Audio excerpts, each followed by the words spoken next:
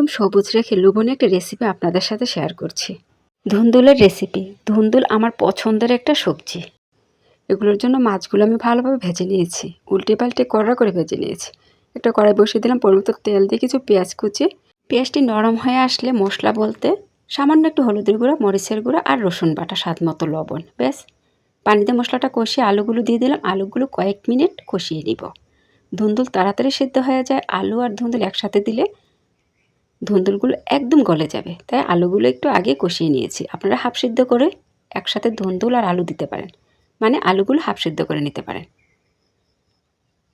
আলু কষানোর পর ধুন্দুলগুলো দিয়ে দিলাম। কিছুক্ষণ কষিয়ে পরিমিত ঝোল দিয়ে ভেজে রাখা মাছগুলো দিয়ে দিব। মাশাআল্লাহ, এই রেসিপিটা খেতে এতটাই মজার ছিল। এই ধরনের সবজি সবুজ রাখতে হলে সামান্য পরিমাণ হলুদ ব্যবহার করতে হবে আর মরিচের গুঁড়োটা অল্প ব্যবহার করতে হবে। প্রয়োজন হলে কাঁচামরিচ দিবেন।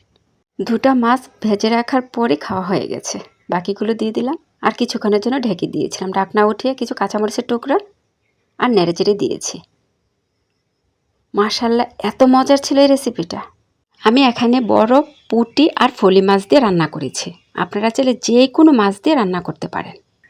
এই ধরনের রেসিপি কিন্তু শিং মাছ, ট্যাংরা মাছে রান্না করলে বেশি মজার হয়। এই মাছ দিয়েও খুবই মজার হয়েছিল। লাস্ট ফিনিশিংয়ে কিছু ধনিয়া পাতা দিয়ে দিলাম। ধনিয়া পাতা দেওয়ার পর আমি আরও কিছুক্ষণ চুলায় রেখে দিই, ধনিয়া পাতার স্মেলটা পুরো রেসিপিতে ছড়ানোর জন্য। অনেকে ধনিয়া পাতা দিয়ে চুলাটা অফ করে দেয়, আমি কিন্তু একটু চুলায় রেখে দিই।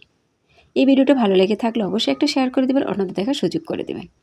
ছোট্ট একটা অনুরোধ, পেজটাকে ফলোতে পাশে থাকবেন। অনেক দিন পর আবার বড় ভিডিও নিয়ে আসলাম। আসলে বড় ভিডিও আপলোড করা, এডিটিং করা অনেকটাই প্যারার কাজ। যাই হোক, এতক্ষণ ভিডিওটা দেখার জন্য অসংখ্য ধন্যবাদ। আপনাদের মাঝে আমি আবারও চলে আসবো নতুন এক ভিডিও নিয়ে। ততক্ষণ সবাই ভালো থাকবেন, আমার জন্য বেশি বেশি দোয়া করবেন। সবার জন্য দোয়া ও শুভকামনা।